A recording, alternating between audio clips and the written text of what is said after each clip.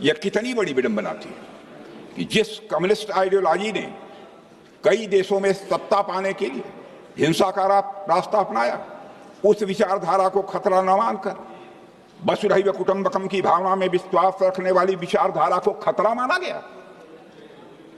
यह बात कोई रैंडम थॉट नहीं थी अध्यक्ष महोदय, यह एक ऐसा पूर्वाग्रह था जिसने तुष्टीकरण की राजनीति को जन्म दिया। इसी तुष्टीकरण की राजनीति के कारण कुछ पड़ोसी देशों से आए अल्पसंख्यक समुदाय के शरणार्थियों को दशकों तक अपने अधिकारों से वंचित रखा गया, और इसी तुष्टीकरण की राजनीति के कारण मुस्लिम महिलाओं से समान अधिकार छीने गए, और इसी तुष्टीकरण की राजनीति के कारण भारत का विभाजन हुआ, और इसी तुष्टीकरण की राजनीति के कारण आज पश्चिम बंगाल से बहुत से परिवारों को पलायन करना पड़ रहा है। अध्यक्ष महोदय, बंगाल वह भूमि रही है जहां भारत के सबसे बड़े सामाजिक सुधारों और सांस्कृतिक पुनर्जागरण की यह नींव रखी गई, जहां सती प्रथा के खिलाफ आवाज उठाई गई, विधवा पुनर्विवाह को बढ़ावा दिया गया। अध्यक्ष महोदय, बाल विवाह की कुरीति के खिलाफ आवाज उठाई गई। इसी बंगाल की धरती ने भारतीय पुनर्जागरण के जनक राजा राम मोहन राय को जन्म दिया है। अध्यक्ष महोदय, महान समाज सुधारक श्री ईश्वर चंद्र विद्यासागर जी का भी जन्म और कर्मभूमि बंगाल ही रहा है। इसी पवित्र धरती पर जन्मे स्वामी विवेकानंद जी ने 1893 में हुई विश्व धर्म संसद में भारत की सनातन सभ्यता के महान मूल्यों से पूरी दुनिया को अवगत कराया था, और इसी धरती पर जन्मे गुरुदेव रविन्द्रनाथ टैगोर ने भारत को पहला नोबेल प्राइज भी दिलवाया था।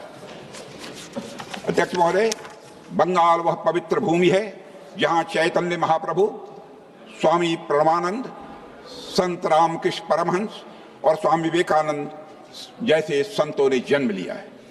उनकी उपस्थिति ने बंगाल को अध्यात्म, संस्कृति और हमारी सभ्यतागत चेतना का एक उज्जवल केंद्र बना दिया। दुख की बात है कि कभी महान विचारों और क्रांतिकारी परिवर्तनों की जननी रही यह बंगाल की भूमि बाद के समय में तुष्टीकरण की राजनीति का केंद्र बना दी गई। अध्यक्ष महोदय, और यह सचमुच विडंबना है कि वही भूमि जहां से राष्ट्रीय एकता का बिगुल बजा था, वहीं से देश की एकता और अखंडता को चुनौती देने वाला नक्सलवादी उग्रवाद भी उसी धरती से पैदा हुआ है। और अध्यक्ष महोदय, यह भी विडंबना है कि जहां से महिलाओं के समान अधिकार के लिए सामाजिक आंदोलन शुरू हुआ था, वही भूमि आज महिलाओं के लिए असुरक्षित हो गई है। और यह विडंबना है कि जहां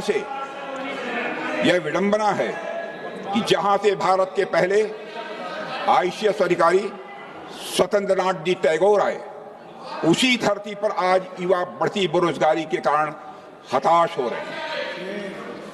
अध्यक्ष महोदय, यह विडंबना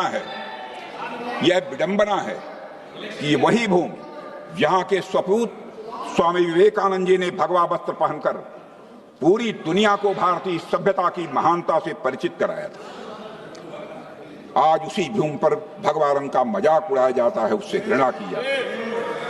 और अध्यक्ष महोदय, बंगाल का यह पतन हुआ है दशकों तक सत्ता में रही वामपंथ की सरकारों के कारण और उनके द्वारा की गई हिंसा के कारण हुआ है। तृणमूल कांग्रेस के कुशासन के कारण, उसकी विभाजनकारी राजनीति के कारण, अध्यक्ष महोदय, उसकी तुष्टीकरण की रीत के कारण और घुसपैठियों को शरण देने के कारण, अध्यक्ष महोदय, ऐसा और अध्यक्ष महोदय, बंकिम चंद्र चटर्जी ने कहा था बंगाल हिंदू और मुसलमान, बंकिम चंद्र चटर्जी ने कहा था कि बंगाल हिंदू और मुसलमान दोनों का है। बंगाल की भलाई के लिए जरूरी है कि हिंदू और मुसलमानों में एकता हो।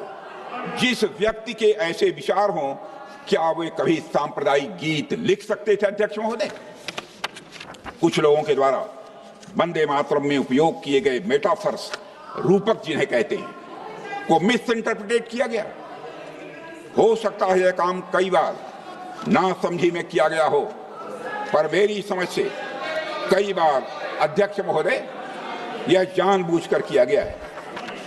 यह बात नहीं है कि हमारे मुस्लिम भाइयों ने बंकिम चंद्र चटर्जी के मेटाफर्स को सही अर्थ में नहीं समझा था। मौलाना रजाउल करीम ने कहा कि वंदे मातरम जैसे निर्दोष और सर्वांग सुंदर गीत को भी सांप्रदायिक कहते हैं, पर जिनके पास उदार दृष्टि है उन्हें वंदे मातरम गीत को समग्र दृष्टि से देखना चाहिए। वे देखेंगे कि उसमें बुत परस्ती का कहीं पर अध्यक्ष महोदय कोई दोष नहीं है। इसलिए अध्यक्ष महोदय जी, यह मैं कहना चाहूंगा, और अध्यक्ष महोदय हमें देखना है कि इस्लाम किसको बुत परस्ती कहता है और उसकी हदें कहां पर हैं। सच्चाई है कि भारतीय मुस्लिमों ने बंकिम चंद्र चटर्जी के भाव को कौन बैठाने वाला है? कौन बैठाएगा? क्या बात करते हैं? यह हम मत हो गई।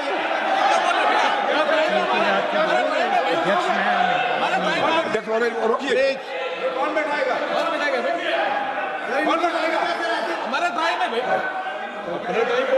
हमारे साथी थे, हमारे साथी। अध्यक्ष महोदय, वंदे मातरम, प्लीज। अध्यक्ष महोदय, सच्चाई है अध्यक्ष महोदय, संसद में कोई चाहे जो बोले, सच बोले, सत्य से थोड़ा परे भी बोले, लेकिन शोर शराबा नहीं मचाना चाहिए। खड़े होकर आप बाद में जब भी बोलने का अवसर मिले आप उसका प्रतिकार कर सकते हैं। संसद की मर्यादा है, सदैव मैंने इसका ध्यान रखा है महोदय। संसद यह मेरे बारे में कोई नहीं कह सकता। संसद की मर्यादा मैंने कभी नहीं तोड़ी। अध्यक्ष महोदय, सच्चाई यह है कि भारतीय मुस्लिमों ने बंकिम चंद्र चटर्जी के भाव को कांग्रेस के कुछ नेताओं या मुस्लिम लीग के नेताओं से कहीं अधिक गहराई और सही अर्थ में समझा था। और हमारे यहाँ की सूफी परंपरा में अध्यक्ष महोदय, विशेषकर पंजाब और बंगाल में अक्सर यह भाव देखने को मिलता है। जिस भाव से वंदे मातरम लिखा गया, ख्वाजा गुलाम फरीद ने लिखा है, ए हुस्न ए हकीकी नूरे अजल, ए हुस्न ए हकीकी नूरे अजल, तैनू वाजिब ते इमकान कहूं, तैनू दशरथ लक्ष्मण राम कहूं, तैनू सीता जी जानान कहूं। जिसका भावार्थ है, हे सत्य सौंदर्य, हे दिव्य प्रकाश, तुम्हें क्या नाम दूं? क्या तुम्हें दशरथ कहूं, लक्ष्मण कहूं, राम कहूं या सीता कहूं? यह भाव। अध्यक्ष महोदय, एक मशहूर वकील राम जेठामलानी जी ने एक बात कही थी, मुझे अच्छी तरह याद है, वो अच्छी तरह मुझे याद है। उन्होंने कहा था कि इस्लाम में अल्लाह को रब इसलिए कहा जाता है क्योंकि उसका गुण है रबूबियत, यानी पालन पोषण करना। यही गुण मां में होता है जो अपने बच्चों के तन और मन दोनों का पोषण करती है। और यही दिव्य गुण हमारी मातृभूमि में भी है अध्यक्ष महोदय।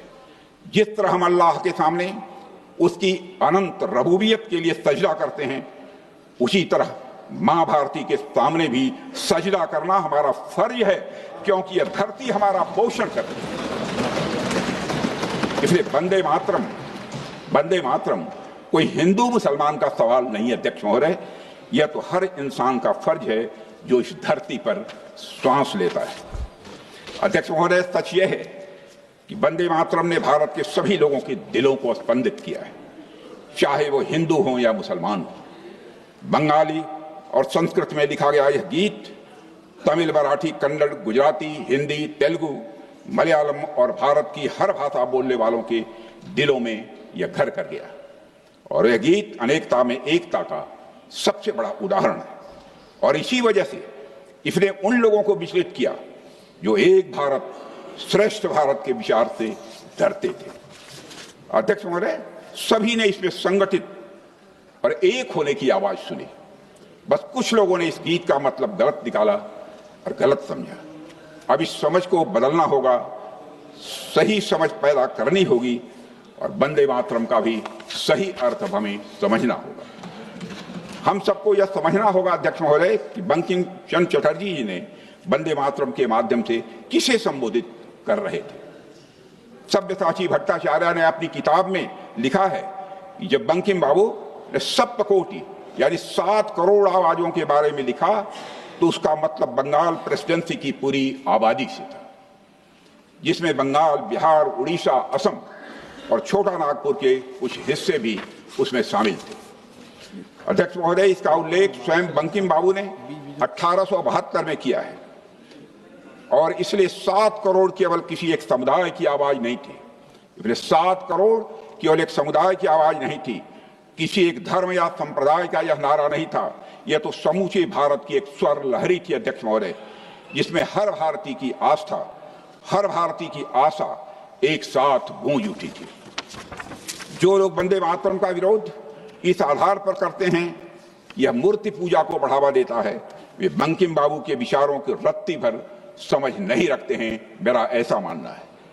वंदे मातरम में मूर्ति पूजा की कोई बात नहीं है अध्यक्ष महोदय। बंकिम बाबू स्वयं मूर्ति पूजा के समर्थक नहीं थे, यह बहुत कम लोगों को जानकारी है। बंकिम बाबू स्वयं मूर्ति पूजा के समर्थक नहीं थे। यह बात उनके द्वारा सन 1874 में लिखे गए एक लेख से बिल्कुल साफ हो जाती है। और अध्यक्ष महोदय, बंकिम बाबू के लेखन से यह भी स्पष्ट होता है कि उनका मानना था कि भारतीय संस्कृति में भगवान की प्रतिमा यह भावगम्य है, एक सेतु है, एक माध्यम है सत्य को जानने का, माध्यम है ईश्वर के स्वरूप को समझने का। और अध्यक्ष महोदय, इसीलिए वंदे मातरम की मां भारती कोई मूर्तिमान यह देवी नहीं है, बल्कि वह एक प्रतीक है उस भावना की जिसके लिए हर भारतीय के हृदय में प्रेम है। और मैं दोहराना चाहता हूं कि ब्रिटिश शासन और कुछ कट्टरपंथियों ने शायद इस बात को नहीं समझा था या समझने का प्रयास नहीं किया था कि वंदे मातरम के मूल में है क्या। लेकिन मैं पूछना चाहता हूं कि कांग्रेस पार्टी ने इन लोगों का साथ क्यों दिया, जबकि हम लोग तब भी वंदे मातरम के साथ हुए अन्याय के विरोध में खड़े थे और आज भी हम वंदे मातरम के सम्मान के साथ किसी भी प्रकार का समझौता नहीं करेंगे। वंदे मातरम का गौरव हमारा गौरव है, हमारा गौरव ही नहीं है, हमारे पूरे भारत देश का यह गौरव है। और अध्यक्ष महोदय, स्वतंत्रता आंदोलन में महात्मा गांधी, बाल गंगाधर तिलक से लेकर राजेंद्र बाबू और डॉक्टर श्यामा प्रसाद मुखर्जी जैसे महानायक मौजूद थे, जो भारत की सभ्यता और संस्कृति पर गर्व करते थे। और इसी का प्रभाव हमारे संविधान की मूल प्रति में अंकित चित्रों में दिखता है। त्रिलल लाल बोस जी के मार्गदर्शन में बने ये चित्र भारत की आत्मा को भी अध्यक्ष महोदय प्रतिबिंबित करते हैं। सिंधु घाटी सभ्यता की मुहर, वैदिक आश्रम, श्री राम और रावण का युद्ध, गीता उपदेश, भगवान बुद्ध का धर्मचक्र, नटराज, महाबलीपुरम का गंगा अवतरण, छत्रपति महाराज शिवाजी और गुरु गोविंद सिंह जी, इन सबको संविधान में सम्मान मिला है। संविधान में अंकित चित्रों में भारत को उसी रूप में दिखाया गया है जैसा हमारा भारत है, सभ्यतागत, आध्यात्मिक और गौरवशाली भारत। अध्यक्ष महोदय, लेकिन आजादी के बाद कांग्रेस ने भारत की सभ्यता, संस्कृति और यहां तक कि भारत के संविधान को भी हमेशा अपने संकीर्ण हितों की बलि चढ़ाया।